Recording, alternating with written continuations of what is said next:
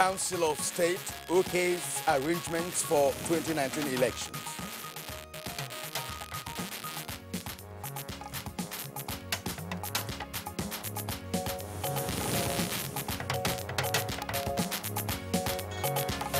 European Union election observers meet President Buhari.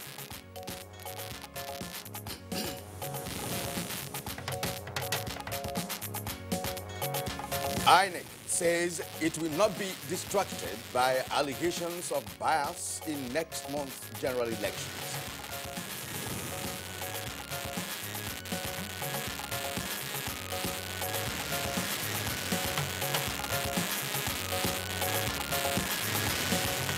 On Good Morning Nigeria today, we focus on drug misuse and addiction, plus a series on the agenda of political parties for the 2019 elections.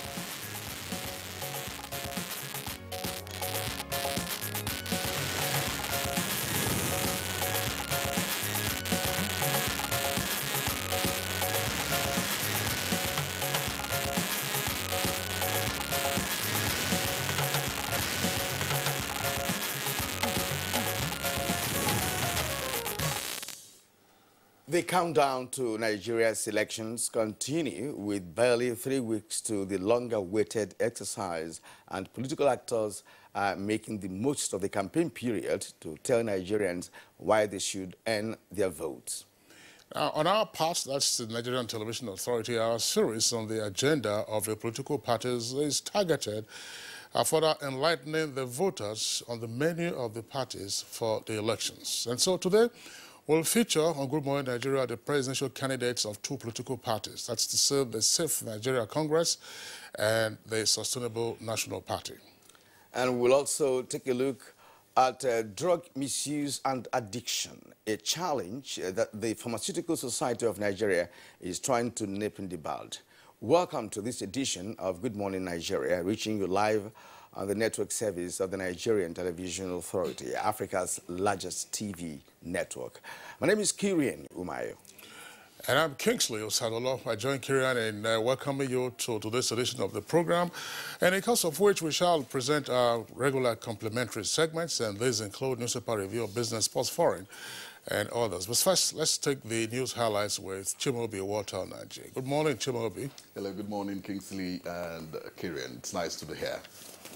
The National Council of State has approved preparations made by the Independent Electoral Commission, INEC, for the conduct of the forthcoming general elections.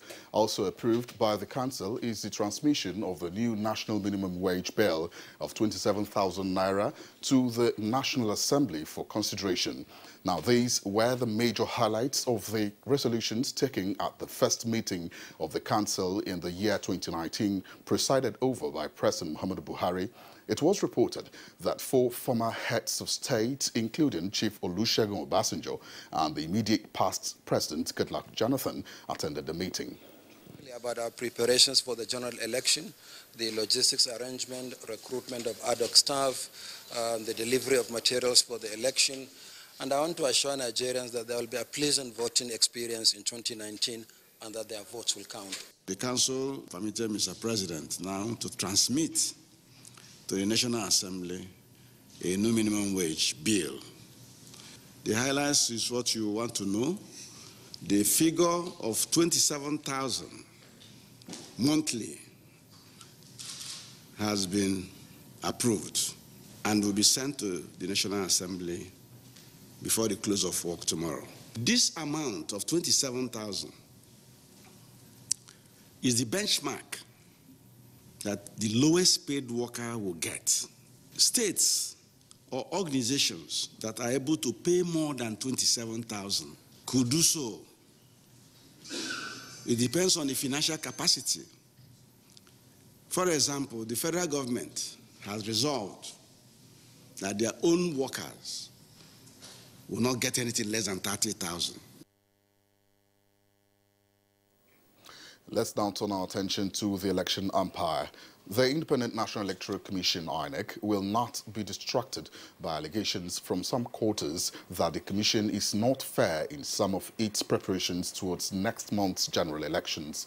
INEC Chairman Professor Mahmoud Yakubu stated this while briefing a delegation of European Union election observers on the Commission's preparations. The Commission's attention is firmly focused on the conduct of credible elections. We will not be distracted into a fatuous debate. The attention of the Commission has been drawn to a new plan by some political actors to use food vendors around polling units with large voter population as collection points for cash for votes, as well as other forms of material inducement to voters on election day. We are aware of this threat. We want to assure Nigerians that it will not work. And still with the elections, the European Union has deployed a team of election observers mission to Nigeria for the 2019 general elections. The team comprises of 11 election experts and 40 experienced observers who have long-term methodology on election observation across the world. As Maria said, we come in with a fresh pair of eyes, and the idea is that we really reach the decisions that we make, the conclusions that we make, based on the evidence that there is from the ground, rather than for political convenience. That's the responsibility we have. Election observation missions are completely independent and impartial. All our observers abide by a code of conduct, which insists we maintain strict neutrality in the course of our work, and we do not interfere with the election process.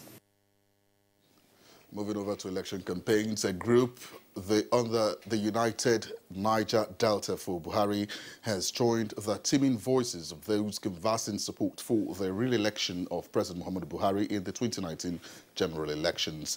A vote of confidence was passed on Mr. President for his laudable achievements in the growth and development of Nigeria. We are going to have street work.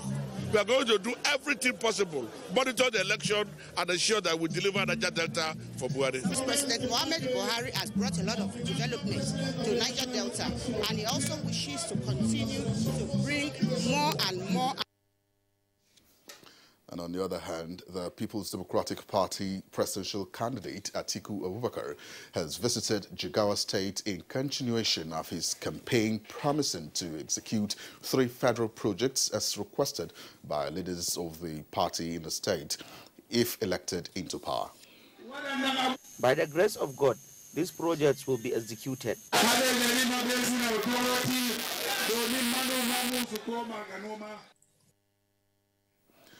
Meanwhile, Vice President Yemi Osinbajo says collective determination to renew their mandate come February 16th means consolidating on the gains of the Buhari administration that is eminently showcasing the desired leadership qualities that guarantee positive transformation of the country.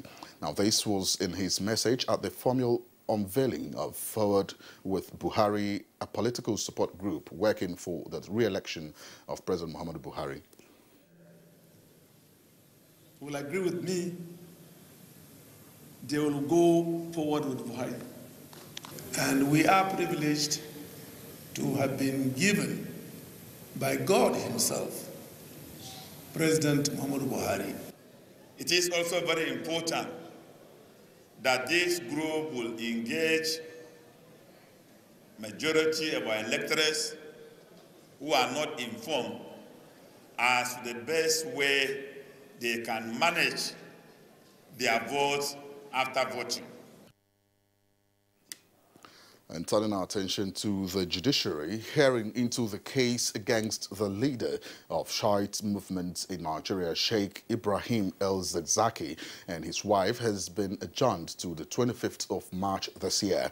Now, this follows the order by Justice Gideon Gurada of Kaduna High Court that El-Zakzaky and his wife be provided medical attention. To continue the hearing of the matter, but we had to stand down the witnesses we brought for us to go back and reshape the charges to reflect the order made by the Honorable Court. We apply to the court to direct the government to give them urgent medical attention, or in the alternative, to have them flown abroad for medical treatment. And that's the news for now. Good Morning Nigeria continues with Kieran and Kingsley after this break. And if you just joined us, this is Good Morning Nigeria. Now, let's go to business. Central Bank of Nigeria sets aside 90 billion naira to support SMEs. Let's now join Kunle Adeyeye for details.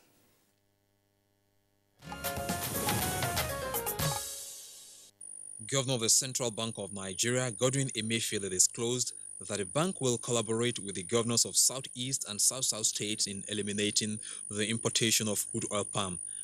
This, he said, will help reposition Nigeria back to its former position as an exporter of the product within and outside the region. He said as a result of this, the bank's quest to support SMEs necessitated the establishment of the National Microfinance Bank to be located in all the local government areas nationwide, which will enable the 90 billion naira to be easily accessed. The governor wants the low forex demand to be saved, which will be injected into the economy and enable the country go back to its leading role in export within the region. In another development, the federal government has said that its economic policies are reducing poverty in the country.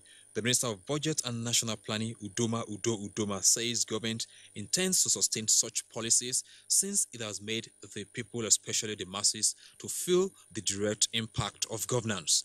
At the International Social Protection Cross-Learning Summit in Abuja, the minister emphasized that the issue of social protection is a central component of the economic recovery and growth plan introduced in 2017.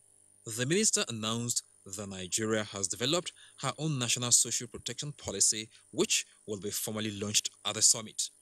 The National Social Protection Policy, with 16 measures, is calculated to reduce poverty and gainfully engage the people. And next is the graphic representation of Tuesday's tradings on the floor of the Nigerian Stock Exchange.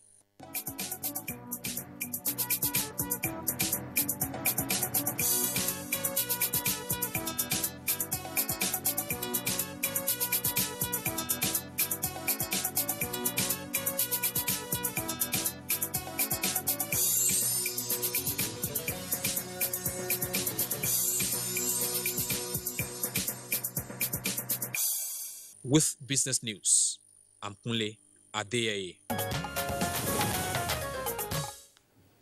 Thank you very much, Kunle Adeyeye, for the business package. Newspaper review is next on Good Morning Nigeria.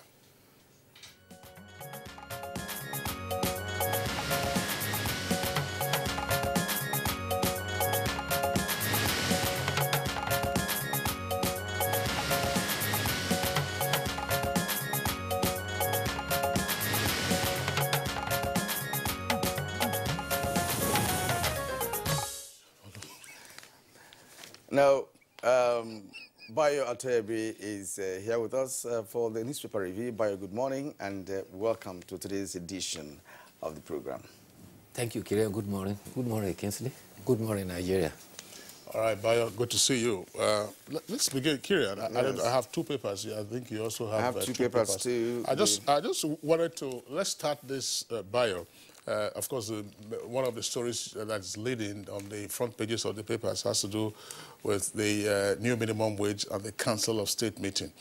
There is a photograph on the front page of the Daily Independent newspaper. It's the only photograph there, by the way. You see the Daily Independent newspaper. And okay, right, you can see incumbent President Muhammadu Buhari and one of his predecessors, former President Olusegun Obasanjo, in a warm handshake. Take a look also at the New Telegraph newspaper, and you will see the photograph there of the two gentlemen, incumbent head of state and former President Olusegun Obasanjo, in a handshake just before the commencement of the Council of State meeting. So, Bayo, a lesson for political supporters who sometimes want to take on the fight of their principals, you know, as though their principals were eternal enemies. So you can see statesmen in a warm handshake at a Council of State meeting before the commencement of the meeting. Yeah, yes, it's simply because many Nigerians don't understand that politics is a game. Right, you know, even with all the seriousness attached to it, during campaigns or letter writings and what have you. all that, culminate into a kind of a game that if you play it well, you win. But if you don't win, it doesn't necessarily mean that your opponent is an enemy. That's right. I agree with you entirely. I mean, it shows a difference of perspective. You can disagree in principle. There's nothing personal about it, and that is what it has exemplified. And to stress the point that Kingsley made, I think when the National Peace Committee called candidates to come and sign, there was an oversight. If you observe critically, you see that the corrosive statements that are coming now are not from the presidential candidate. It's coming from spokesperson. Either spokesperson for the presidential candidate or spokesperson for one another. The spokespersons are the ones heating up the politics. They are borrowing the authority of the persons they represent to actually make corrosive and embarrassing statements. And if you read the conversations on the social media, you see people, using abusive words against each other. In fact, I'm sure that if some of them meet one-on-one, there's going to be a fight. Absolutely. And persons, of course, who don't have sufficient education or understanding of these issues, then go out onto the streets, armed with all kinds of dangerous weapons, and then begin to delete one another. All right, Kirian, let's take as you raised earlier on, labor and, of course, the issue of a minimum wage. Virtually all the papers, have that as the lead stories, like a Daily Sun newspaper. It's a labor to federal government. No. Then, with the rider, workers prepare for showdown as presidency offers 30,000 naira. And then, if you turn to Punch newspaper, the Punch newspaper it also has that as a lead story. The NLC fumes as Council of State fixes minimum wage at 27,000 naira, with a rider label to hold emergency meeting on Friday. And that's the lead story for the New Telegraph. It says labor spoils for war. Rejects 27,000 new minimum wage. With two riders, NLC, TUC, ULC kick against Council of State approval.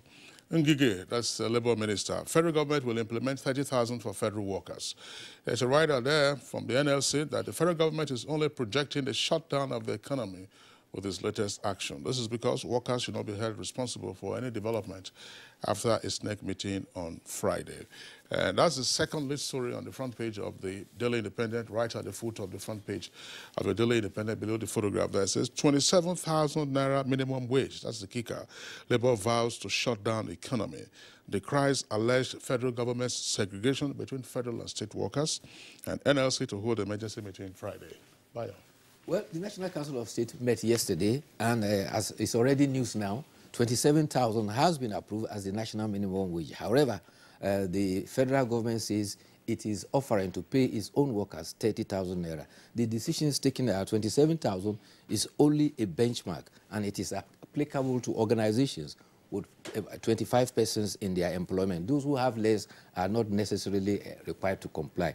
The other thing is that the approved amount is subject to review in the next 5 years. Therefore, it will be subject to review in 2024. It may be recalled that the last minimum wage was recommended in 2011. The consultation for the minimum wage started in September last year. The tripartite committee actually recommended and forwarded 30,000, but there were disagreements. The state government was hankering for 22,500. The federal government actually proposed 24,000, but Labour had to agree to 30,000, and that was what they are standing on. Lagos, there have been reactions to the development so far. Lagos Chamber of Commerce and Industry Director General says 27,000 is a good development. However, workers in Bayelsa reported to be joyous, while some frown at what they describe as disparity between state and federal workers. After all, they say we all go to the same market. In Gombe, a teacher reacted. He says that the new minimum wage, well, is going to generate another round of inflation. Inflation, you recall, had increased up to 18% and it dropped to 11%. And the teacher is saying that if the minimum wage is paid, they will now have to give everything to the traders in the market because they will want to demand theirs too. The National Council of State was attended by Chief Shoreka General Absalam Abubakar, Chief Obasanjo, and as well as Dr. Goodluck Jonathan. There have been reactions from the Labour. Secretary General of Labour Congress says 27,000 approved the Council of State is not acceptable to them because it departs from what the tripartite committee agreed and concluded on. Nigerian Labour Congress is to meet and by Friday will make its position known. While the approval is intended to meet the deadline of 23rd January, which is today, for a bill to be sent to the National Assembly, United Labour Congress is saying that the transmission of the bill of a bill anything less than 30,000 is an aberration of what they have agreed. They said the National Council of State only played an advisory role and it cannot recommend a wage increase. From the union TUC, Trade Union Congress, they say the Council of State decision is weighty but only advisory, but it must not be allowed to stand because it will set a wrong precedent. We expect the National Assembly, as a representative of the people, during public hearing, to do the needful and reverse it. That is how but it does the National Assembly have the power to act in this circumstance? This is the process of legislation. So far, if a bill goes to the National Assembly, it's a proposal from the executive to the National Assembly.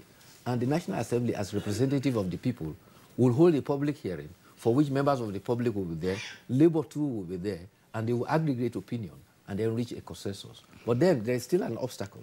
After it's been passed, it will have to go to the president for assent. Yes. The president is likely to say, after due consultation with the Federal Executive Council, National Economic Council, and National Council of State, this was the position that was reached. And so those are the nuances that we expect. Yeah, the Council of State is the highest advisory body to the president. And significantly, he has tabled the issue of the national minimum wage before the Council of State, and they have given their opinion. He has also tabled the preparations for the 2019 elections, just as Goodluck Jonathan did in 2015, before the Council of State. As Kirian asked, what else is left? It's for the National Assembly to take on their role, get it built through the crucible, and then we have a new national minimum wage and face the consequences of ability to pay or inability to pay.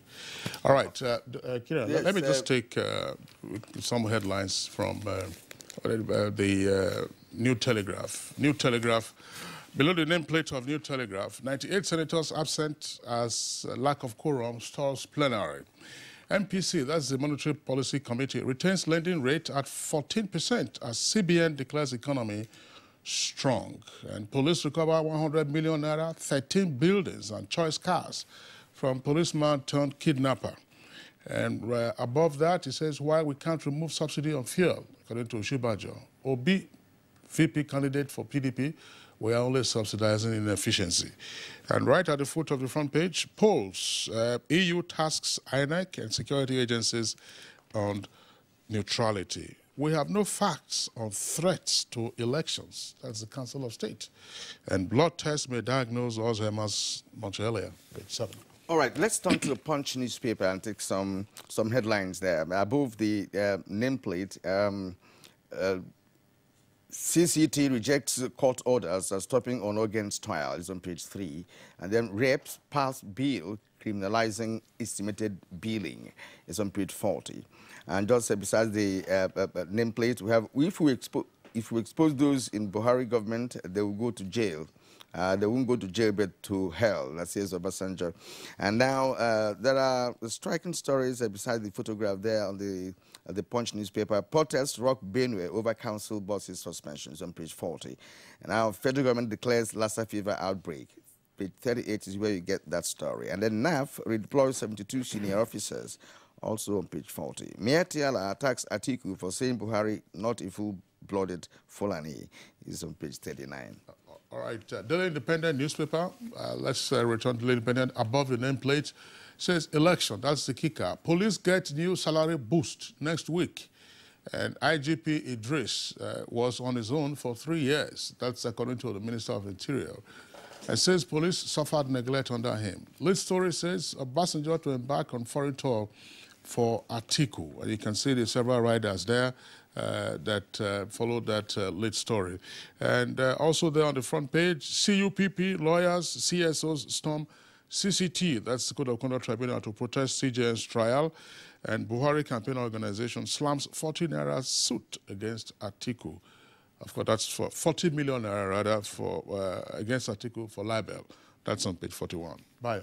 Well, let's talk about the Council of State. The other issue they considered was the preparation of INEC. And INEC assured them that it's ready for election on two grounds. INEC says it has all funds that it requires for the election. And secondly, it has it was interrogated and it gave satisfactory answers to conduct a free, fair and satisfactory election to the Council of State. At the Code of Conduct Tribunal, there was ruling yesterday when the defense raised the issue about Federal High Court and National Industrial Court of Nigeria advising the CCT to hold the course of proceeding with the case. And in the ruling, the chairman of the tribunal rejected the submission on the grounds that only the Code of Conduct Tribunal is empowered by the Constitution, and it is only the judgment of its tribunal that is subject to review by the Court of Appeal. So they are now to meet on the court or the agreed date of 27th. The organized labor has indicated its positions, and the other interesting story which you read is about estimated bill. At the House of Representatives, the leader of the majority leader has presented a bill which passed its third reading, and hence it is going to be criminal to provide estimated bill by electricity distribution companies. It was raised by Honorable Bajabi Amila, and he described it as a solution to the crazy bill that is arbitrarily charged electricity consumers. The bill seeks to ensure that prepaid meters are installed in houses so long as consumers apply for them. The bill is expected to be concurrenced by the Senate before it is transmitted to the President for assent. Still at the House of Representatives, there was an interesting development. A member of House of Representatives representing the Makurdi Guma Federal Constituency, who was elected on the platform of the APC, had defected to the People's Democratic Party. He attributed his defection to killings in his constituency. He went and contested the election, and he lost. So he re-defected back to the All Progressive Congress and saying that he's now satisfied with efforts made for peace. Okay, but that's a political gypsy. Gypsy, yes, you know, defecting and re-defecting. All right, now let's go to the editorial for today, taken from the Daily Trust newspaper. It's titled Needless Controversy Over Election Guidelines. Well, last week, the Independent National Electoral Commission released regulations and guidelines for the conduct of general elections, slated for February 16 and March 2nd. Now, INEC Chairman Professor Mahmoud Yakubu, who signed the 33-page document, said this was done in exercise of the powers conferred on the Commission by the Constitution of the Federal Republic of Nigeria. Yes, actually, INEC released that 33-page document last week, and the highlight of it included the fact that there will be continuous voter accreditation and voting simultaneously. The second one was that the smart card and PVC are to be used for accreditation. There is no longer incident form to be completed. Some objections have been expressed by some political parties. They argue that simultaneous accreditation and voting will lead to scanty polling units and will be subject to rigging. In fact, some of the political parties have already sued INEC in court. There are other political parties, however, that agree that simultaneous accreditation and voting will enhance the large turnout of voters. They cite, for instance, that since 2016, simultaneous accreditation and voting had been put in place. It started with elections in Bayelsa. It says INEC also argues that it is in line with the best practices. And they said research has indicated that 20% of persons who come for accreditation do not later on return to vote. And they cite the example of 2015 election. They said of the 66 million registered voters, 43 million came for accreditation. But by the time it was time for voting, only 28 million returned to vote.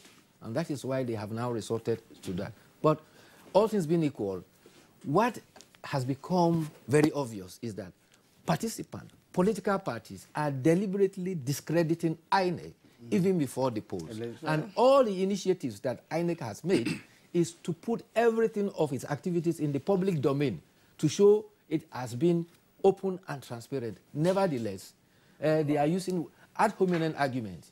You discredit your opponent so that you can win the argument. All right, Bayo, Kirian, if the concern is that there might be manipulation of the votes with the proposal or with the guideline for simultaneous accreditation and voting, in other words, people get accredited, they vote, they leave, then tell your supporters, as we have been hearing, that, look, keep watch over your votes. So those who want to stay, are at liberty to stay. So don't tell people, therefore, to say, look, after you have voted, leave the polling booth. If that is a nuisance or that's the mischief that they are concerned about, let them hang around. So that if there's any manipulation, of course, they can raise their objection. Bayo, thank you for being with us. Thank you for having me. Tomorrow. All right, it's Good Morning Nigeria still on the network service of the Nigerian Television Authority. We'll take a short break now. When we return, we'll get ahead with our conversations.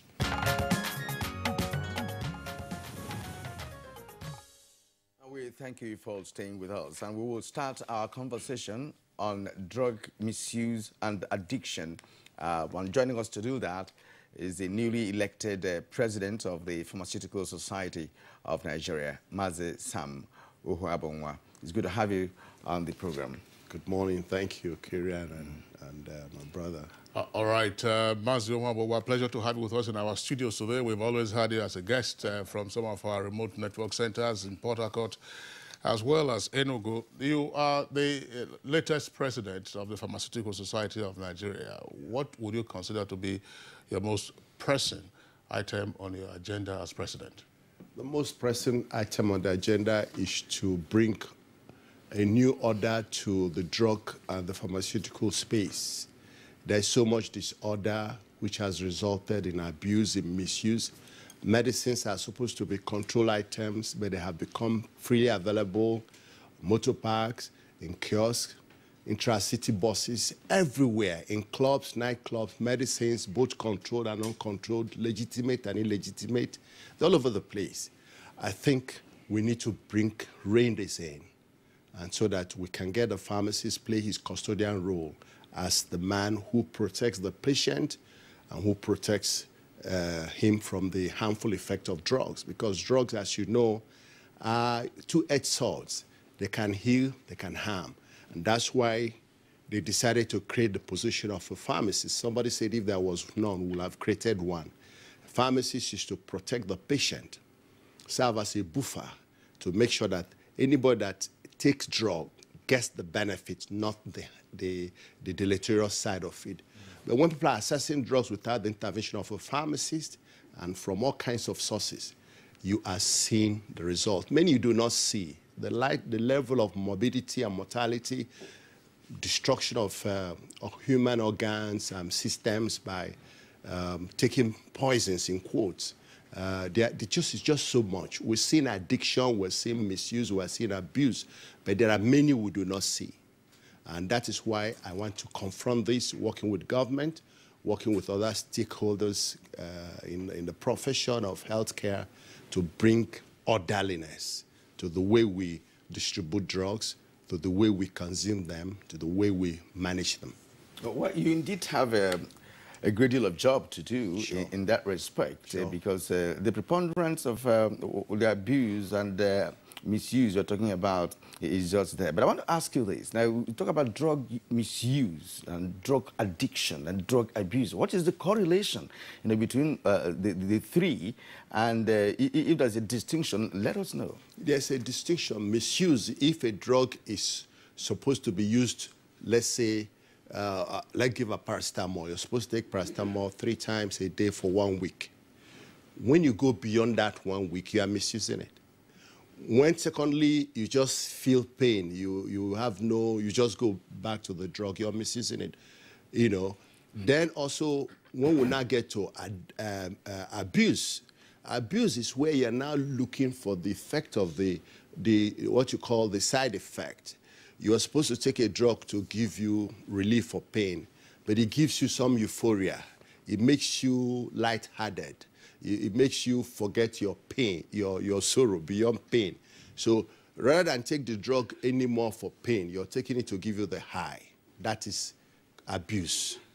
Addiction comes when, because of this abuse, you have now become dependent on the medicine. If you don't take it, you start yawning, you start being uncomfortable, and you start, sometimes having seizures and having all kinds of abnormal behavior. You are not dependent on the drug, so you have to go and take it. Like people who are dependent on alcohol. Some people are dependent on depressants, products that you must take before you sleep. That's now addiction. So misuse, abuse, and addiction, they are correlated in some way. And that is because you are now using the drug not for its intended purpose and not as prescribed by the doctor or as recommended by the manufacturer. What factors have been isolated in drug misuse in Nigeria? And therefore, how tough is the task that you have assigned to yourself to help curb the misuse? Well, there are a couple of factors. The first, from a pharmaceutical point of view, is access. People access medicines. Medicines are controlled items, even though there are those who regard as generally safe, and therefore the law allows you to procure them without a prescription. But that's for limited use. That's why when you see people that advertise, they say, after 2 days, see your doctor. So you're allowed to use certain medications to treat some early symptoms, but if you do not get relief. But we're in a system where people can then procure that product for more than 2 days, for more than 2 weeks, for more than 1 year, and they continue to have access. So unbridled access is one. Number two is what I believe that the sources of these drugs, because if you have to get a drug through a pharmacy, for example, the pharmacy is going to ask you, what do you need this drug for? And ask for your prescription if it's a prescribed drug or the one he will recommend. But if you go to some kind of place, you go to a kiosk, you go to a moving truck, you go to an intra-city bus, the guy there is only seeing the commercial value of what he's selling. He has no understanding of the deleterious effect, the harmful effect, and even the limitations. He doesn't know that certain aspirin and paracetamol can help you deal with fever or headache, but you can't take them concurrently. There are circumstances you can't take them. The pharmacist will ask you to know the integrity of your gut. Do you have issues with ulcer, for example? Have you eaten? And so forth and so on. He needs to know the integrity of your system. And then they advises you on the duration. But this advice is lacking in most cases. So we believe that the way to deal with it is to insist that before anybody takes any medicines, he must get an advice of a pharmacist. So access, lack of advice, and thirdly is lack of control in terms of law. The law is not sufficiently robust enough to hem and bring drug consumption into proper perspective. And which is why I agree with you, there's a lot of work required. One of the major areas is law. Right now, we have a pharmacy law, which the National Assembly has worked on for a number of years to improve control and regulation. That will empower the Pharmacy Council of Nigeria to be able to have a greater control over everybody that touches medicine. Yeah, but Mazi, Sam, yes. Let's take a look at this again. Some persons would say, in addition to the factors that you have ticked off, that level of education, let's say literacy, level of poverty, to say, hey, listen, I took this medicine the other day and it worked for me. And we have seen the consequences, for instance, in antibiotic resistance. But more critically, why is it that we still find persons on the streets who are hawking medicines? That is my point. That's my point. Why would that be? We're supposed to have laws, and these laws have to be implemented and enforced. Today, because of the size of the country, there are 2 regulatory agencies in pharmacy, NAFDAC and Pharmacies Council. But first is the extent of the law. For example, the pharmacy law today is called Pharmacies Council. Some people who sell medicine say they are not pharmacists, so the law should not cover them.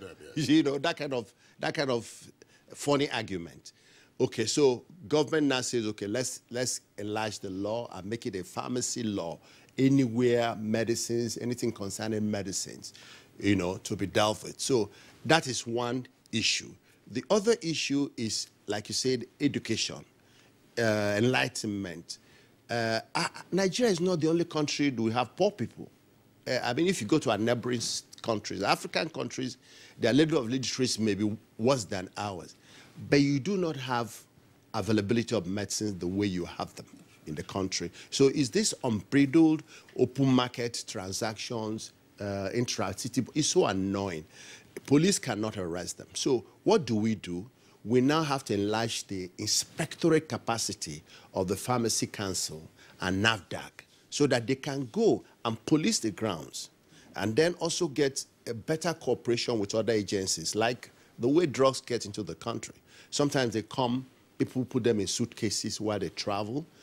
Some, of course, pass through the ports and under the screen, under the radar, and nobody checks them. So we want to control drugs right from the way it gets into the country and ensures that my vision really is that at a point in history in this country, it may be within my term or thereafter, that every tablet, every millimeter of syrup, every ampoule, every suppository, every medication that comes into the country either through importation or through manufacturing and then consumed by the patient can be leaked to a pharmacist. The pharmacist is the custodian.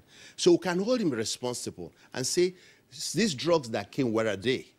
But today, if you go to primary health centers, go to some hospitals, there are no pharmacists. Go to clinics, there are no pharmacists. So people just do whatever they like with medicines. Yeah. And the consequence is what we see today.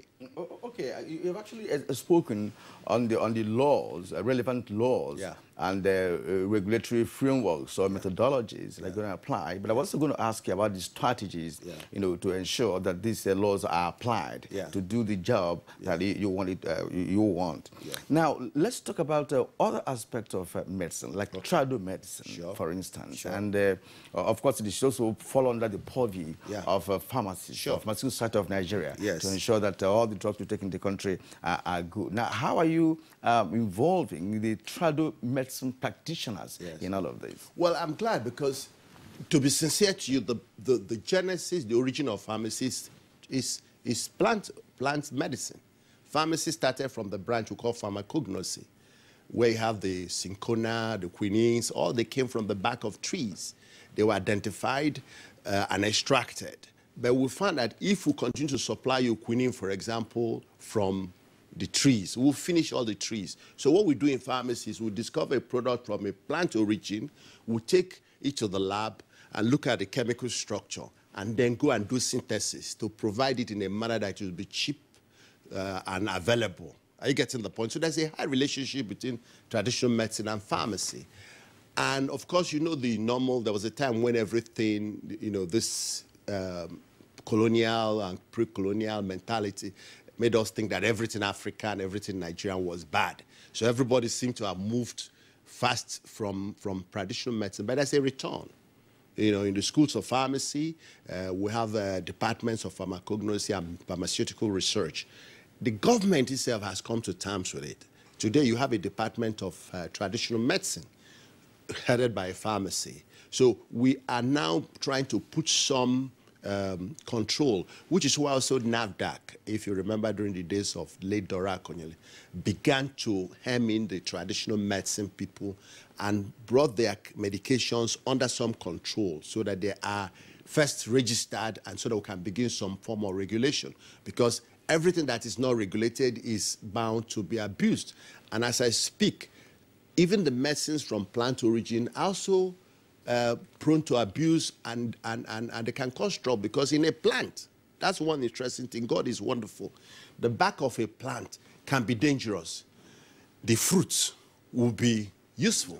So if you mix the two, you might just end up in counteracting one effect, trying to heal. And so this is what science does. Science is able to separate the bad or dangerous part, because maybe that was what God used to protect the plant. If he didn't leave that outside dangerous, they will eat it up. It's the survival of species. You take the leaves, it could be helpful. But the roots. Or you take the roots, and then they are not. Like all those roots that they carry about in the motor parks. Exactly. And so if you just take one shot, I asked that question because some of my friends, including Kingsley, take Abo. What they call Abo. I don't take Abo. All those I don't take keep Abo. drinking. Okay. I don't. You take Abo. I don't. I just want to because. No, there is some efficacy in some of the roots, especially those that have quinines and those that have, some kind of products, chemicals that are effective. But it is in the purview of the pharmacist, the pharmacognosist, or the pharmaceutical chemist to be able to diversify and be able to separate. That's what the institutes are doing now, to say, this within this plant, this side is good, this one is not. And again, begin to bring it into some bit of provide dosage. Because part of the problem is that there is no dosage. They tell you 2 glasses of sometimes, and then they can also add too much alcohol, which would not denature and make the product inactive. Alcohol is a good opportunity to extract and lead to early absorption. But you must also control the quantity, otherwise it will neutralize the impact. All right. Mazi Omwabowa, just before we let you go, because we have to get in, we have 2 other guests who will be coming in for a conversation. From the sociological perspective, and considering the fact that the human development indices will always include the health standards of the people. Exactly. How much of a challenge do you foresee in ensuring that, look, Nigerians get to realize that drug misuse is perhaps one of the critical aspects in our healthcare delivery system? Thank you, sir. This is the story. First, we want government to take the lead. For example, there's the pharmacy law, which is awaiting the president's signature. And I'm trusting God he will sign it, because I believe that this government wants the environment. They've set up presidential committees on drug abuse and all that. That gives an impression that they want this drug scene. So first is that government needs to play its role. Secondly is that the stakeholders, all those who operate within the environment, need to understand it. And you, media people, help us to project this information that drugs can harm as much as they can heal. Thank you. And what we want is that they should heal and not harm. Thank you, Sam. It's been nice talking to you this morning on the drug misuse, abuse, and addiction. Thank you indeed for coming on Good Morning Nigeria. We've been speaking with Mazi Sam Uhuabonwa. He's the current president of the Pharmaceutical Society of Nigeria. Well, next for us will be... By the way, it doesn't take a bowl like you. No, it's good. Because I've been seeing you drinking something you don't disclose to anybody. All right, we'll be right back. And, of course, we enter into the conversation that concerns the political parties.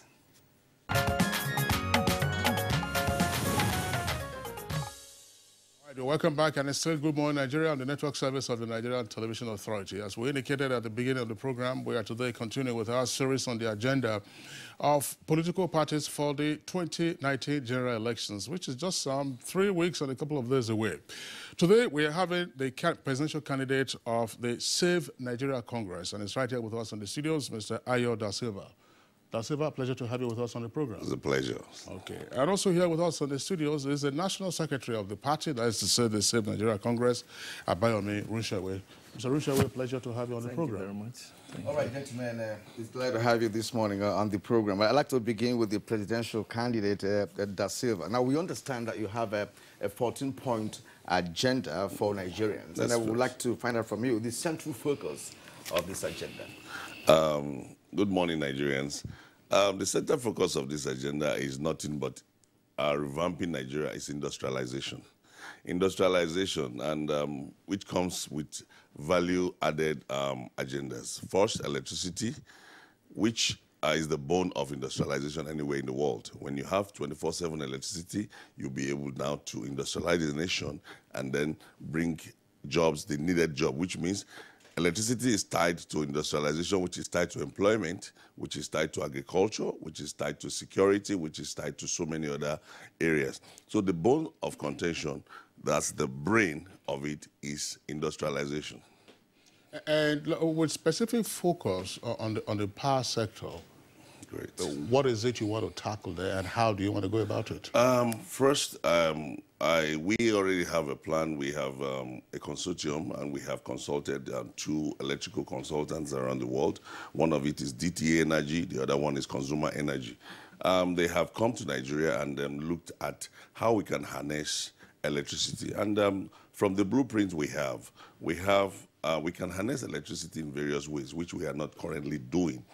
In the north, we have our solar energy, which is wasting away. In the Niger Delta, we have our LNG, which is being flared away daily in billions of cubic metric tons. And then in the southwest, we have the hydro, which we currently use, but is not effective. And then in the east, we have the coal. So bringing all this together, we'll be able to, within 2.5 years, be able to step up from the current 3,000 megawatts we have to almost 70 megawatts. And the easiest thing is this. People keep saying the cabal will not let you. What is the cabal? If the cabal who is benefiting from diesel, the cabal who is benefiting from generators, if they know they will make more money in providing electricity, they will rather go into electricity production or electricity distribution rather than want to hold the nation to bay. So that's what we want to teach them, let them know that once we can bring all this power electricity to the national grid, then we privatize distribution. That's how it's done in the Western world. The distribution is privatized. We have the discourse, and then we now go and look into how many discourse we have per regional area, per state, per local government, what it can hold, and then how you privatize it. Privatization is very simple. We'll bring in the private sector, the energy, those who are in energy, and those investors to come and do distribution. You can only, some people do make money just distributing in one area, or you can have a whole locality or a whole state. Depends on the capacity you have. But distribution is already privatized. Yes, but it is privatized right now, but do they have enough supply? So that's the problem. The government does the production.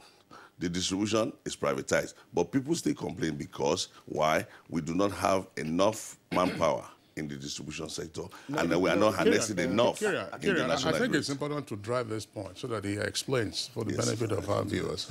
You say government produces. Yes. Some would dispute that and say that the GENCOs, the generating side of it, has in fact actually been privatized. And what the government has control over now is transmission.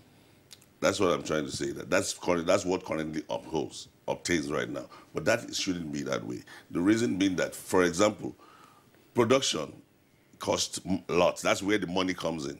And most individuals or private sector do not have the capacity to do enough production. So that is where the government comes in. For example, like I said, coal. How many do we right now currently generate from coal? 0. We basically generate about 2-something megawatts from hydro and then a little bit from solar, none from LNG, because we do not have, our private sector do not have the capacity to generate that enough capacity. But when government comes into the production, then government has the funds to put in to generate enough and then now distribute back to the private sector and say, okay, you have it, take it to your locality, and then you make money off it. All right, let us move away from power because we don't have enough time for you to, give us other aspects of the plan that you have in order to implement what I've just, narrated. Now, let's look at the issue of education, which features prominently in your agenda. Of course, we've had, difficult times in this country in the education sector, and that has, played out, over the years. And what do you intend to do in this sector, if you become president? Well, I'm glad you asked education. Education is one of our priorities because right now, Nigerians' education is in shambles. I went to school under the free education of Obafemi Awolowo in the Southwest, and we can always bring back free education at all levels. How do we do that? A lot of people will say it's impossible, but it's possible. It's just that you have to look at where the money comes from to power that sector. Recently, I looked at various ways of generating money and electricity. In the United States, I have practiced there for about 25 years. I looked at it. Sometimes they use, in the state of Michigan where I come from, they use petroleum taxes. Sometimes they use road taxes. Sometimes they use transportation license and things like that. Then I looked into the Nigerian sector. I looked at it. We can generate a lot of, we can power our education from import and export, from the customs.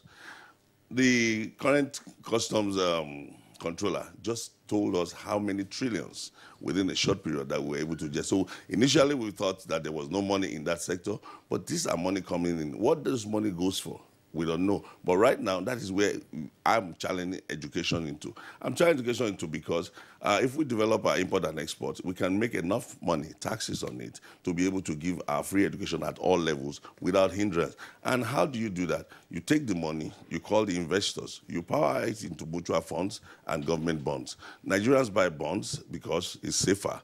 It's a safer investment. And then over 30 years, your return is a planned work between now, because if you say you just want to depend on customs alone, you will fail within the shortest possible time. But if you roll your money over in the mutual sector, then you will find out that you have made enough plans for the next 20 or 30 years, so that as money rolls over, education is being funded. And as education is being funded, the graduates get employment, and they come back and pay more taxes, and then we'll continue to roll it over. So that's the system we want to adopt to have free education. All right, Mr. Da Silva, presidential candidate, thank you very much. Let's bring in now the national secretary of your party, that's the Save Nigeria Congress, Mr. Abayomi Runshawe. In addition to the industrialization and education, what are the other focal points of your party? The basic focal point of our party is like we have agenda that we want the power to be in the center.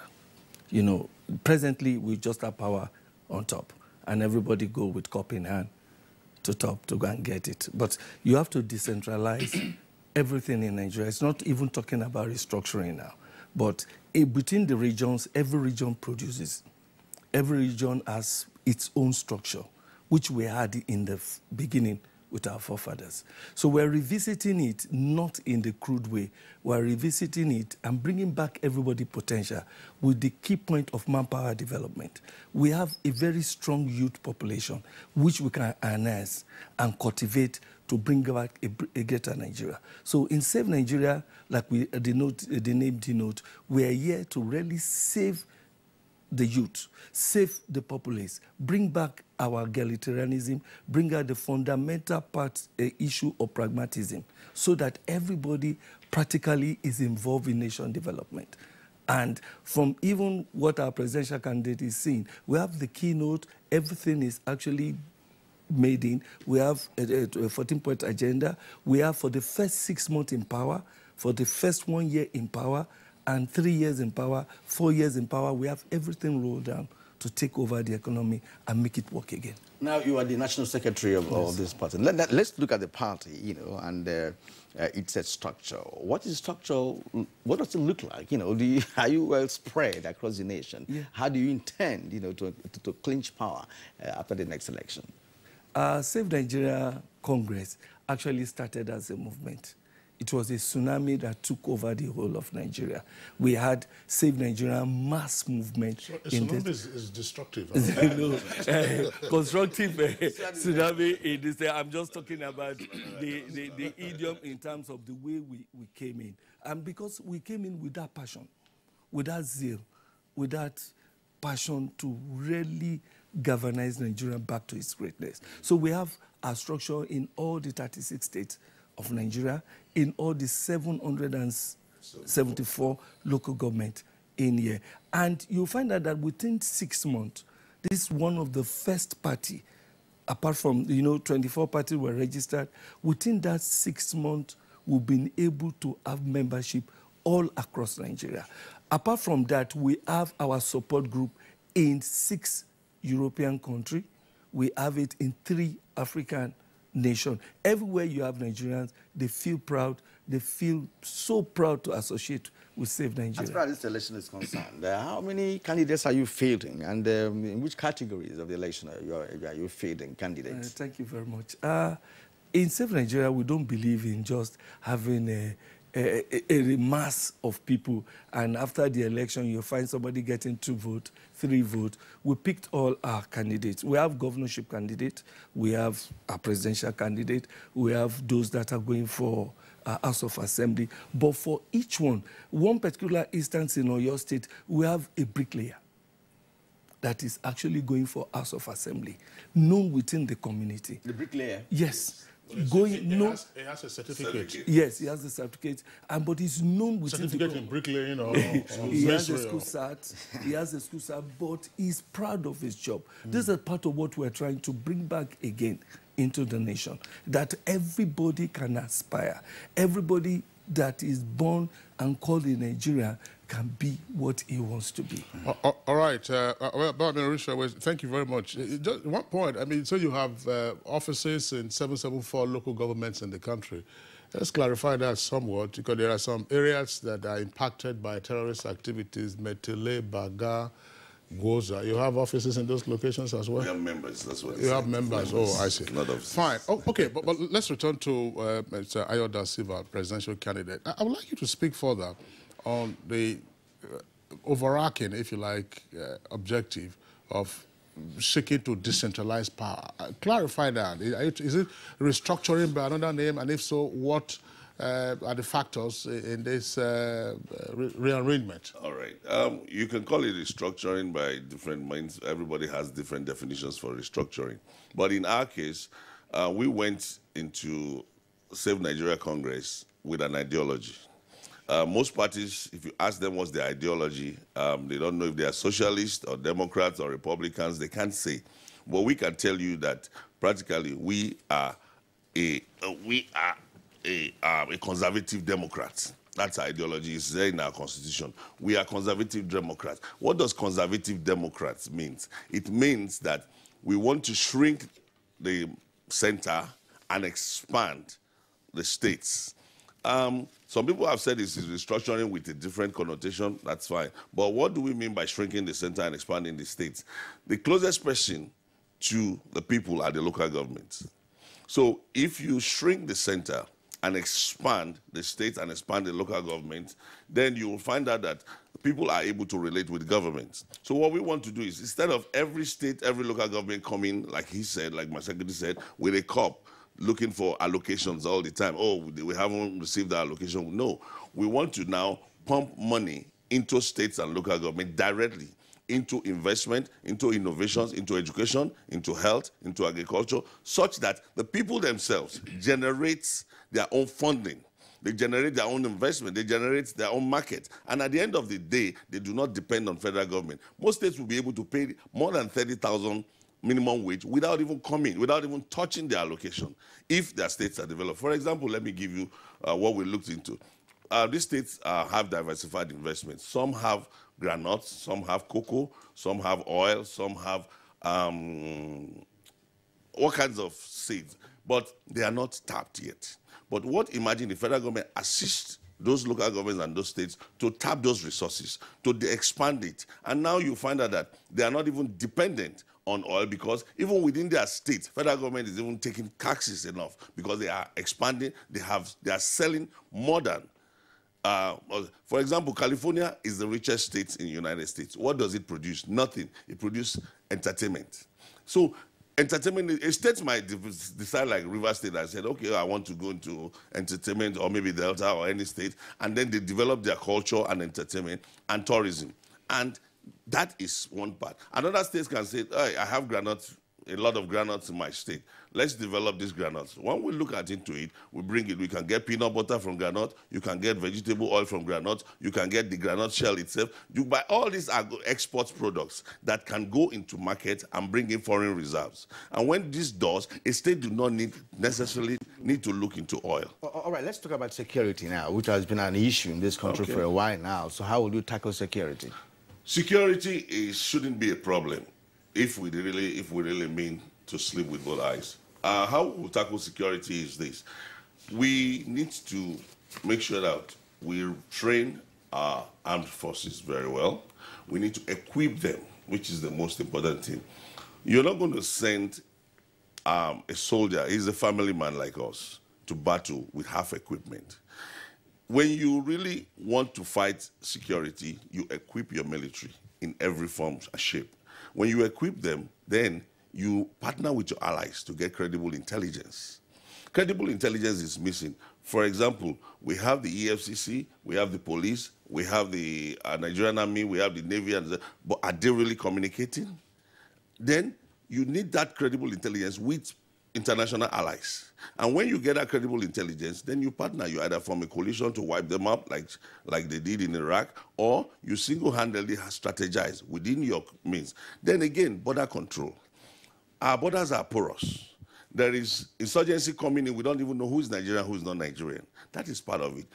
We have border control system, but it's not being implemented or it's not being effective right now. So we need a complete overhauling of our control of borders, where Nigerians need to be identified as Nigerian. Non-Nigerians coming in, you need to carry one form of identification or the other. So when things like insurgency or all this violence happens, then we'll be able to identify, are they Nigerians?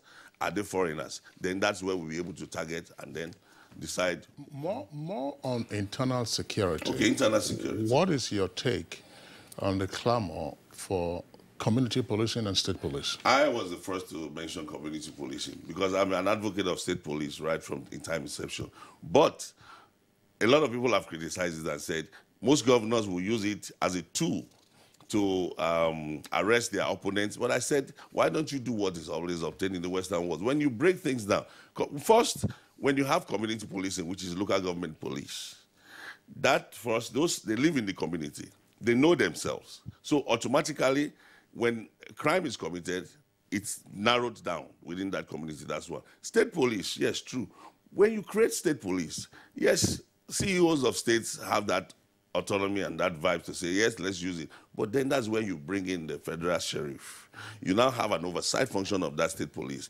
If abuse is claimed in that state, then you bring in your national sheriff to take over that state. The president will have that right to declare a state of emergency to be able to say, no, you are abusing this state, so the sheriff is taking over.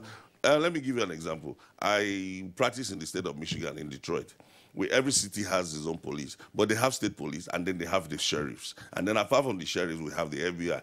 If a crime scene occurs, and they believe that the local police is not, is probably going to corrupt that investigation, the FBI takes over. Yeah. And once they take over, it becomes a federal case. So those things need to be in place. We'll pause it here for now. That's a good analogy, if you ask me. But people have been reacting, to this conversation by word of truth. So let's get some of them read out. From Mike Anyakwa, he says all the political parties vying for 2019 elections obviously have juicy agenda, as clearly stated in their manifestos. These include fixing our deplorable rules, good economy, employment, provision of basic amenities, etc.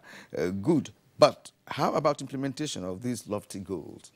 Now, Law Officer tweet says one major agenda for all political parties is to encourage their members to collect their PVCs for the polls. Now, from Ifechukude, it says the parties have no agenda, just to outwit one another. Dele Jack Solomon said the manifestos of the political parties vying for elections in 2019 can be summarized into a catalyst and interventionist plan, a liberal market-based capitalist plan, and a restructurist and reformist plan. And I hope our viewers will have time to digest all of that. But these documents are only good on paper due to past cases of lack of implementation and unfulfilled promises by politicians and leaders.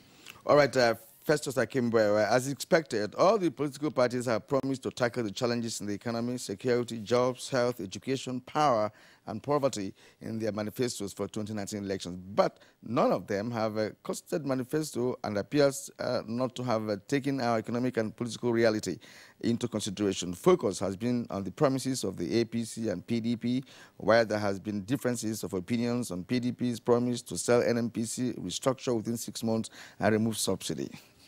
Ibrahim Bodu Aje. Now, almost all the political parties have fantastic agenda.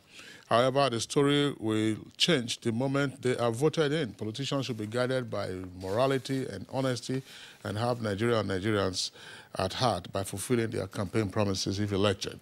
All right, at this point, we are already running out of time, and Sani, Michael, and Chris Simeon also sent in their tweets. At this point, we would like to thank you immensely, for sharing your political views with many Nigerians.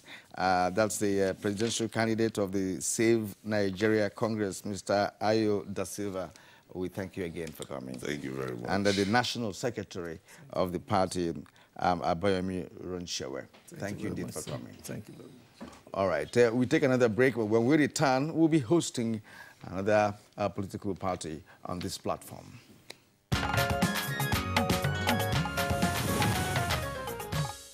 You're welcome back, and Good Morning Nigeria is still on the network service of the Nigerian Television Authority. We just signed off the presidential candidate of the Save Nigeria Congress along with the National Secretary of the party. Now we're having another presidential candidate join us for this conversation, along, of course, with his Director General. And I hope you do know, as a viewer, that there are two Buharis who will be contesting the presidency on the 16th of February. First, of course, is the incumbent President Muhammadu Buhari, and joining us now in the studio is Ahmed Buhari. He is the presidential candidate of the Sustainable National Party. Ahmed Buhari, pleasure to have you with us on the program. It's my pleasure. Good to be here. All right. And along with his Director General, that's of his campaign organization, Adu Oyinlade. Mr. Adu Oyinlade, pleasure to have you with us on the program. It's nice to be on the program. Thank you so much. Gentlemen, you're welcome. Now, the concept of your party is hinged on the need to take the country to a different direction. Now, what do you intend to do differently if you're elected into office? Thank you. So we did make a declaration on the 1st of October 2016 that we were going to run for the office of the president at a time when people thought this was something not to be thought of. They felt it was crazy, but I'm glad that the political space is more exciting now. There are more people wanting to vie for the office, but I don't want us to look at it like a distraction. It's more like maybe people are getting more interested in governance, in politics, and how people emerge and get into office, which is very key for our people. So for us, we've been around the country in the last 2.5 years trying to talk to people, but the one thing that you cannot separate the people from is the fact that there is hunger. And so no matter what you want to sell to the people, no matter what you want to say to the people, it doesn't sink in. And the reason why it doesn't sink in is because they say disconnect. You cannot really, some of them you ask them to choose between their bellies and their heads, and in all honesty, they'll actually choose their bellies. That is because of how hunger has become the major issue. And that's why we want to declare a state of emergency upon assumption into office. There's no how you can have a productive people if there's hunger. And we may just be here in a nice, cozy room, believing that everything is right. But the moment you go out of the urban areas, you go to real poverty, and you see that people are totally disenfranchised, especially from the grounds of food. And that is why we want to engage ourselves totally into the agricultural sector by releasing all the reserves, so the silos and things like that, all the green reserves that we have should actually go out to the people. There should be surplus of food in the system before we start talking about anything else. And when there's surplus of food in the system, then we can start talking to the people and start getting them to become productive. And that is why we're going to pull young people into the agricultural sector, not just agriculture that stops at the farm gate, not just mechanized farming, but agriculture that crosses across the entire value chain. So from the farm gate to the processing plants, to what we have to store, to the packaging plants, and all delivery in logistics. And then whatever we have in excess, we start talking about export. But primarily, we have to be belly full before we start talking about anything export. So I find it really sickening sometimes when I hear the Minister of Agriculture tell me that they're excited about exporting 40,000 tons of yam, when in reality, the people here are hungry.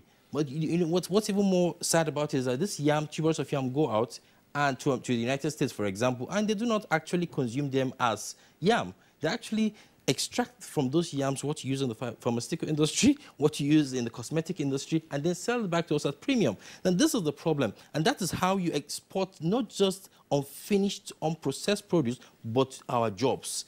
That is where we want to start from. And then we'll start talking about uniting our people, because more than anything else, it's clear that we are not a united people, and no people can progress without that unification. And people say, oh, we can't be united. We have so many differences.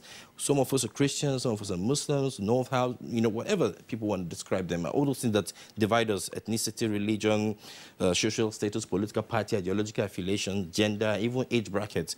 What we're saying is, before we can have a people that will be together, we will have to leverage on our comparative economic advantages. What are those comparative economic advantages? They're the things you have in the south that we don't have in the north, things you have in the east that we don't have in the south or in the west. The primary objective here is to see how people will start realizing, and this has to be an instrument that government has to set to prompt, to say, you know what, those people in Kano who export a 3-meter piece of leather by 3-meter piece of leather to Louis Vuitton, for example, at $3 a piece, can actually find out that here in Area Market in Aba, we have thousands of people in clusters that are, manufacturing these leather shoes, bags, and belts, who still import their own local produce from places like Congo and Turkey. Why don't we have that synergy between Kano and Abia State, for example? What stops the governor of Kano, for example, and the governor of Abia to say, look, we need to come together and see how we can merge our people, because when we do that, economic viability will come out of it. These are the problems. These are the major issues. And so I heard some of us have been talking about security and, what the plan is around security. With all due respect to the system, the Nigerian military, the army, the Air Force, I think the war that we're facing is not totally the one of guns and rockets. And, I think it's a mental situation that we would have to engage with the people. And when we talk about this engagement with the people, what we're really talking about is to understand that, look, these people in those areas have been marginalized for so long. When you don't have schools, when you don't have hospitals, when you don't have social facilities that will engage the people will fall into the hands of the other people. So as I speak with you right now, more of the people in those areas are more in tune with Boko Haram than the Nigerian system itself. That's the government that they see. I tell you one thing, even if the government in Nigeria is good or bad, we're still going to be under that government. That's the same government that find themselves in the south, in the northeast. So you have Boko Haram, who has sort of controlled the entire system. And when we went to Borno State, for example, and you're trying to talk to the people, their major problem is that they are hungry. Their major problem is that they're disenfranchised, they're disconnected. They don't see Nigeria. They're closer to Chad and Niger Republic than they are to Nigeria. And I remember the last time somebody asked a question when Emmanuel Macron was here. They asked him very clearly, what's your government trying to do about the situation in the Northeast? And I remember what he said. He said, that's your problem. But in reality, we are concerned because Niger, Chad, and Cameroon are all colonies of the French. We need to start asking those deep questions. What is going on? That entire bed has so much that we don't want to talk about, and we feel that is why it's under attack. All right. Thank you very much, Mr. Ahmed Buhari. I still would like to stay with you. You've been on this now for about 2 years and a half. Yes. In addition to what you have itemized, what, in your opinion, from your contacts, you have found to be the trouble with Nigeria, ancient and modern? What was the last thing you said? What is the trouble with Nigeria? Ancient and modern. Okay, truly, why Nigeria used to work before. When I try to engage some young people, especially those in universities, and you're trying to tell them about what you want Nigeria to be like. But in reality, what I tell them is what I saw when I was growing up. It was working. Things were right. But you see, when you start having a system when there are no consequences for your actions, there are no punishments and no rewards, depending on whatever route you take, then you are bound to have a system that becomes lawless. So when you start seeing how people who clearly have been, itemized as maybe corrupt individuals in the society, and then you still see them going to collect chieftaincy titles or receiving national awards and honors, things like that, you do not find that society that you want. In all honesty, that is the problem with our country. So if we want to have the country work, if we want to have the system function, we do not have any choice. We would have to come out and say, you know what, our laws have got to work. And I've heard so many presidential candidates say so many things about what they want to do. But what we forget is we would have to understand that we run a three-system arm of government. So there's the executive, there's the legislative, and there's the judiciary. And if we do not harmonize these three together, it cannot function. Many people have asked me, why do you think this administration isn't functioning? And I said the reason why we even got into the race in the first place was because we saw a lack of connectivity between the three arms. Now, they don't have to agree all the time. They're there to checkmate each other. But their primary responsibility is to ensure that no matter how bad it gets, they find a resolve so that the Nigerian people's interest will come first. All right, Ahmed Buhari, let's go to some specifics now. Before Well, after this, we'll go to Adu to tell us what's happening in the field with respect to your campaigns. But for now, let's be specific. What will you do with power? It has been a difficult, Herculean task, for successive administration in this country. What will be your approach to power? When we started, working on what we have to do to power, we visited Kainji, we visited Jeba, we visited Shiro, we visited some other plants. And to be honest, the Gencos are functional. That's the truth. To be honest, the discos are not so bad. We probably need more. We probably need to reduce some of the load some of them are handling right now. But the fundamental problem is the fact that there is a policy that insists that everything generated from the Gencos must be sent to a national grid. Now, this national grid doesn't have the capacity to hold all that is coming from the Gencos, and that's where we have the disconnect. So I've been at a plant in Kainji. While they were there, they got a call from Ibadan saying, shut down, stop generation for some hours so that we can dissipate what we have. Otherwise, we will explode. It's a natural thing that happens every now and then. So each time that happens, what the ripple effect will become is that there's going to be a shortage of power. What we are saying is, all government needs to understand when it comes to raising money for itself or for the system is to realize that it does not have to be doing business.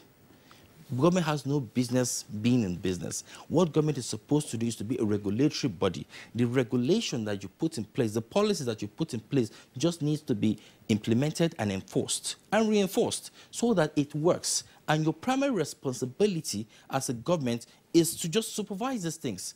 When you make the private sector totally responsible for all this investment, it will work. There is absolutely nothing wrong with the system, other than we need to introduce more sources of energy, obviously. Whether we want to be talking about solar or we want to be talking about renewable energy, these things have got to come in place. And, like we talked about agriculture, we've said it very clearly. If we don't have, if you're going to come in with agricultural implements and what have you, if it's not solar generated, then we're going to tax you. If it's solar generated, then you're going to get a waiver. And this is just to encourage people to start understanding that there are other things, there are other machineries that have been produced in the world now that even run on solar. So why do we have to go and get a processing plant that will require diesel or NEPA or power, whatever the case is, when in reality we can have solar generated implements? All right, Ahmed Buhari, thank you very much. Let's now bring in Adu Onyolade, who is Director General of the Ahmed Buhari campaign organization. Tell us, what has been your experience with some very critical demographics, women and young persons? Thank you so much for this opportunity. Well, it's been a long journey, 2.5 years, just like you said. It's so crazy when you get out there and you talk to people from like age of 18 to 25.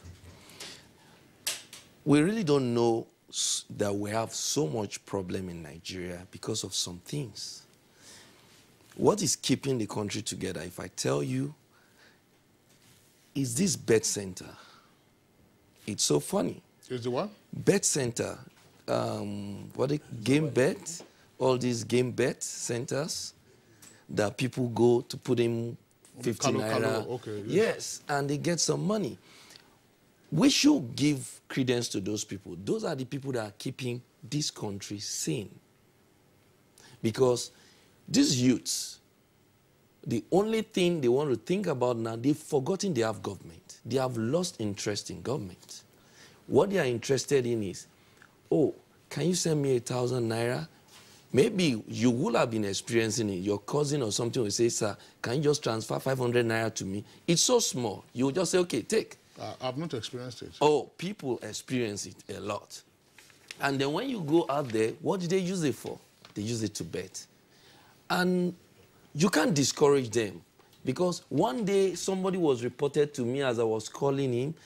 He gave me a very, very good... I said, you wanted to see me the other time. He told me point blank. He said, sir, I wanted to ask you to borrow me money for my house rent, but I played Niger Bet and I scored, I got money to pay. I couldn't tell him otherwise. Now, this is what is going on out there. Then on civil servant, we have discovered that maybe the NLC, the union, are getting it wrong. Since I've been in existence, each time I hear NLC talk is when they start asking for increment in salary.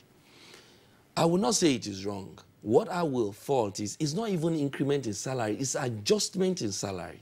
Because you only increase what is kind of sufficient. It's adjustment. It is so bad, but they should have looked at it in another light, and that is what our party were planning to do. What is stopping civil servant from having tax return yearly?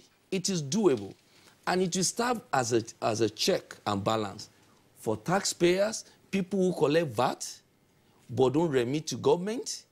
By the time you buy things from some places and you turn in your receipt to ask for your tax return, and that same person has not paid the tax into government.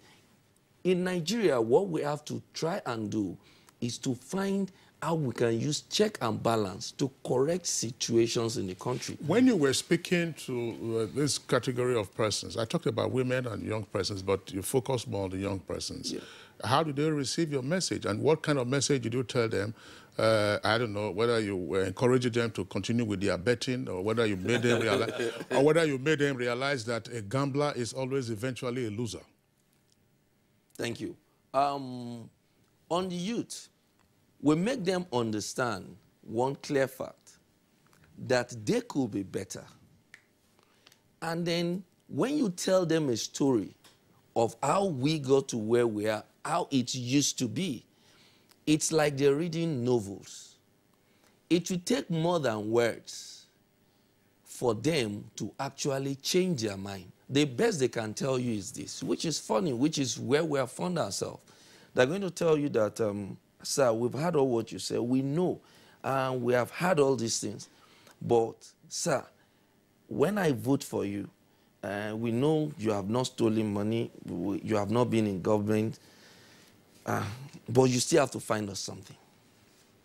It still boils down to that our value system has been eroded. On the women. Now, let me pause you on this. Thank you. And still stay with you for a while. Yes. Just tell us about your party, the spread of the party, the structure of the party, your preparedness for the election, and which candidates do you have? I know you have a presidential candidate in Ahmed Buhari. Now, do you have other candidates in maybe House of Assembly, National Assembly, and what have you? Yes, thank you. We have quite some spread, though even if it is not covering all the states in Nigeria. We have some gubernatorial aspirants, we have House of Assembly, we have quite numbers of House of Rep, we have a massive numbers of House of Assembly, because the party is quite young, and then it is being funded even by just well-wishers, friends, and personal pockets. And we are looking at, it is not how many people you put out there, but eventually someone could deploy over 300 and will not have one. It is how many that you're sure you're going to get back. Because I think INEC has a new regulation that when you can't get anything now, you will be flushed out. Thank you. Ahmed Buhari, how expensive has this electioneering been for you and your party? It has been expensive, and when we started, we tried to talk to young people, like you were asking my DG earlier about, what do you tell them? How do you wake up their consciousness to believe in that they need to participate in this kind of activities? And they tell you things, and we told them things like, look, there is no how you can get that good democracy, that good governance, if you don't pay for it. And what it means by paying for it means that you have to be actively participatory in all the processes that entails with the political space.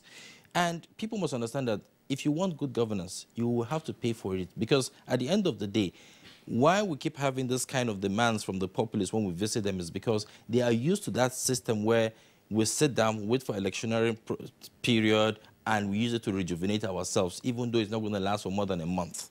So what we keep telling people is that, look, if you want that good democracy, you would have to tighten your belts. You have to agree that good soup na money kill 'em. in clear terms, because there's no how you're going to get that good government after you've collected money from somebody that is campaigning around your around your locality. Or you say, give me money, and then you expect him to come back and give you the good dividends of democracy. He cannot do that, you know. How do you react to the claims by some pundits that almost invariably this is a two-horse race? That's to say the presidential election, or at best a three-horse race with a distant third party. Yeah, many people have their opinions when it comes to political ratings. At the end of the day, we get to the polls and we see some different kind of results. Every single candidate I have met on this race would tell you that, I just got an endorsement from the Niger Deltans, or I just got an endorsement from the Middle Belt. The Middle Belt just called me yesterday and said I'm the candidate for them. And I'm like, who did you meet there? And they call the name of somebody that I have met as well. So it's pretty funny. And at the end of the day, unfortunately, our politics is moved by money. So depending on how much money you are ready to throw to the people, they make the kind of declarations they want to make. And you asked earlier, how much has this cost us? It has cost us a lot. From friends, from supporters. When we started with a movement called the Reformation. And the Reformation, where it was just a run to see how we can get young people believing that, look, we can't just sit down on social media and be fighting ourselves. So what I did was to activate people from across the country to say, you know what, there is nobody that's been marginalized in this country. There are just two people that have been marginalized. There are just one people that have been marginalized, and the people that do not get all those basics. And that's the truth. The average man on the streets of Kano doesn't know if this country produces oil. And frankly speaking, he doesn't care. He just wants to eat food. Okay, I just want to... Kieran, I wanted to take some tweets. Before we take those tweets, because he mentioned Kano, I was going to ask, gentlemen, you've been on now for about 2.5 years. Yes. During that period, Kano State organized local government elections. Did your party or your Sustainable National Party try to get a foot into local government administration? In all honesty, at that time, our party was fresher than what it is now. You know, it was new. And so we didn't take part in that exercise. But we're in Osun State, and out of the 48 people that contested, we came 7th. So for us, that was a big boost to say, you know what, let's keep pushing. You may not get some of these things the way you want them. The number of people that we have fielded in, which is about 184, may not all get what we were looking for. But the truth of the matter is that we must activate the consciousness of those people to believe in that, look, you cannot just sit down on the back corner or on the sidelines and, you know, complain about these things and expect something different to happen. I want to ask you this now as a round off for this conversation, and it's very important to you as a presidential candidate of a party. Yes. And these are two sectors of great importance. Yes. Education is one, and then agriculture. So we've tried to talk about agriculture on surface level, but in all honesty, Nigeria will not be able to work if we do not have proper data management systems. Those proper data management systems are the things that would help us fight our insecurity situation. They're the things that will help us understand how much of agricultural involvement we want to have, who is going to be involved in it, how many people do we want to take out of the joblessness area of our country. And then you talked about education. I've been hearing this particular administration saying that we are going to feed some children next year. But this country can't still tell me how many kids were given birth to last year. This country can't tell me how many people died last year. This country can't tell me, okay, fine, because we have the data of everybody, we know how to plan, we know how to forecast. There is no system that can work. You have a home, you have your wife, you have your children, and the only reason why you're able to know that you need 1 bag of rice for the year or half bag of rice for the year is because of the number of people you have in your household. We're running a country right now where we cannot even really tell how many people exist. And when you can't tell how many people exist, in reality, it's like you're just beating around the bush. Well, Ahmed Buhari, thank you. But just to chip in, there are some stats out there from both the National Population Commission and the National Bureau of Statistics, and indeed other experts. The country's population growth rate is put at 3.2 2%. Fertility rate is 5.5. Nigeria's population, according to the chairman, is 198 million. But that's not to open up another avenue. It is to open up another thing, sir, because most of these figures are being borrowed from international communities, and I'm wondering, when do we have to do our own real research to get those actual figures? That's what the National Bureau of Statistics does. All right, gentlemen, let's take tweets very quickly from our viewers. David Ebo, this is to Buhari. Say, good to see you, Ahmed Buhari, on Good Morning Nigeria. I look forward to seeing you at the debates.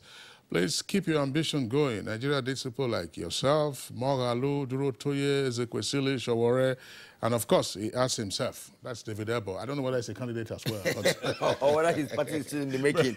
You know.